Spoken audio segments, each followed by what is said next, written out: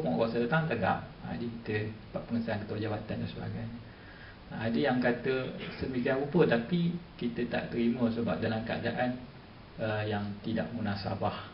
Dia tengah pakai seluar pendek, pakai baju beroda, pergi cek buku, tak logik lah. Ketua jabatan pun tak nak sah kan, jadi kita teruskanlah. Dan pernah juga ada satu kes kita ambil tindakan di sebuah daerah, anggota penyamaran, dia menyamar daripada Bukit Aman,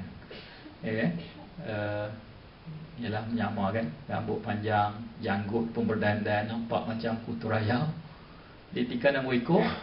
Jadi kita tangkap. Bila kita tangkap, rupanya dia dalam bagnya ada pistol, dan bila rupanya dia anggota polis yang sedang menjalankan tugas penyamaran dari KL hantar ke Perak bagi menyiasat suatu kes penculikan.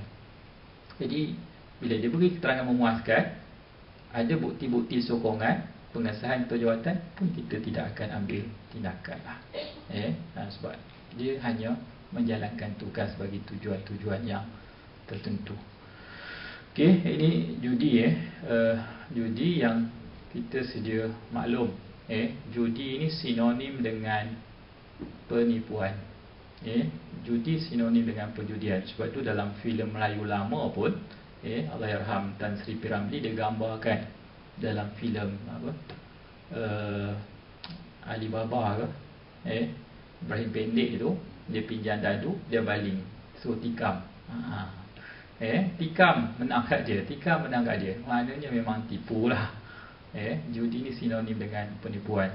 Dan kalau ikut, dulu saya pernah menghadiri suatu kursus di Ilkam, yang namanya kursus pakar judi tahun 2010.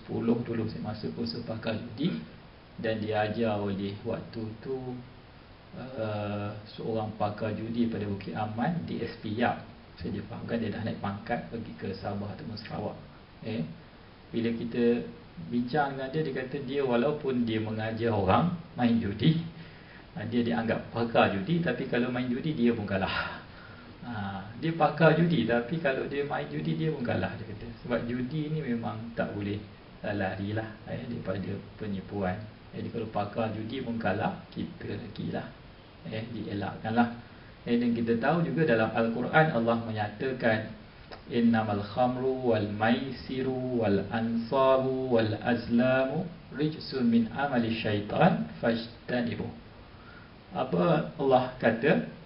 Sesungguhnya innamal khamru, sesungguhnya arak, wal maisiru, dan judi, wal ansabu, dan menyembah berhala, wal azlamu, dan bertenung nasib, tilik, rijsun min amali syaitan, adalah perkara yang keji, jijik, kotor, yang merupakan sebahagian daripada kerja-kerja syaitan, bukan kerja kita.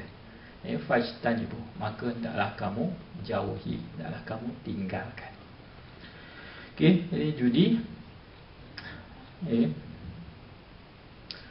Seterusnya section 32. Ini dia dah mula nak masuk, ada mengait dengan zina lah.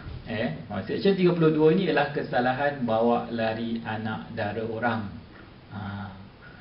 Bawa lari anak dara orang. Yang biasa ni dalam masyarakat kita, bawa lari ke selatan Thailand lah. Bawa lari nikah di sana. Ini yang banyak berlaku. Yang menurut statistiknya, setahun lebih kurang 1,500 pasangan. Maknanya melibatkan lebih kurang 3,000 orang. Dan kebanyakannya, lebih 90% yang berkahwin di selatan Thailand ini adalah melibatkan kes-kes poligami lah. Nak nikah sini, tak nak isteri yang sedia ada, tahu. Nak sorok, nak simpan. Jadi pujuk-pujuk bawa larilah. Yang pepatah Melayu dulu sebut apa,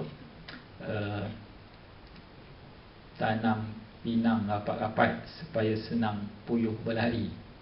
Pinang-pinang tak dapat, pujuk-pujuk bawa lari. Ini banyak sindiket-sindiket yang bawa kahwin di selatan Thailand. Sebab tu hari ini sebenarnya ramai jugalah dari kalangan isteri-isteri yang sebenarnya tak tahu mereka sebenarnya ada madu. Sedar tak sedar. Itu kita pun tak masuk campur lah. Kes bila dia kahwin luar negara, dia datang serah diri, kita hanya menjalankan tugas lah. Soal dia nak bagi tahu bini sedia ada, itu pulang pada dia masing-masing. Ini seksyen 32, kesalahan bawa larian darah orang. Seksyen 34, perempuan yang ikut lari. Perempuan yang ikut lari. Seksyen 33. Seksyen 33 ini ialah kesalahan beri, serah atau jual anak kepada bukan Islam. Orang Islam, bila dia tak nak anak dia, tak kiralah anak itu sah taraf atau tidak sah taraf, kalau dia tak nak, disebabkan ketidakmampuannya ataupun saja-saja tak nak bela, dia boleh serahkan kepada orang lain. Tetapi mestilah diserahkan kepada orang-orang Islam sahaja. Tak boleh diserah kepada yang belum Islam. Kerana apa? Ia melibatkan tentang soal masa depan agamanya. Jadi sebab itu tak boleh. Kalau jabatan pendaftaran, dia ada peruntukan lain berkaitan dengan pengangkatan dan sebagainya. Tapi kita tak. Soal nak buat pengangkatan atau tidak, itu soal lain. Yang penting mestilah kepada orang-orang Islam saja. Sebab melibatkan masa depan agamanya.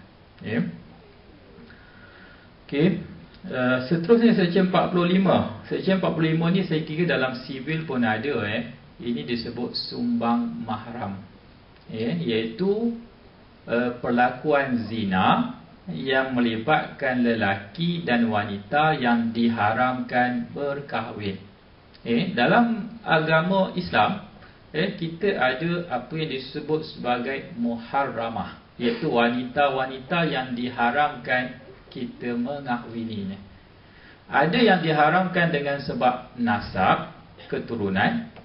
Ada yang diharamkan dengan sebab radha'ah, iaitu penyusuan, susuan, saudara susu dan sebagainya. Dan ada yang diharamkan dengan sebab musaharah, iaitu persemendaan. Contohnya menantu dengan mertua. Asalnya boleh kahwin, tapi bila dah jadi menantu, jadi mertua, maka diharamkan perkahwinan. Seorang lelaki dengan seorang perempuan boleh kahwin, tapi bila perempuan tu dah kahwin dengan anak lelaki, maka lelaki ini, kalau perempuan tu dah berpisah, bercerai dengan anak lelaki dia, dia nak masuk minang bekas menantu dia, tak boleh, dah diharamkan. Itu disebut persemendaan. Persemendaan. Ada satu kes dulu di sebuah daerah, seorang lelaki budak muda 20-an, dia jatuh cinta dengan mak mentua dia, umur 49. Jatuh cinta sampai ke peringkat lelaki ni dia menceraikan isterinya. Dia cerai isteri dia sebab nak kahwin dengan mak mentua. Mak mentua failkan perceraian di mahkamah syariah sebab nak kahwin dengan menantu. Jadi bila datang ucap agama, kita nasihatkan, kata tak boleh kahwin. Dia kata mana boleh, kami bukannya ada pertalian darah, kami bukannya melibatkan saudara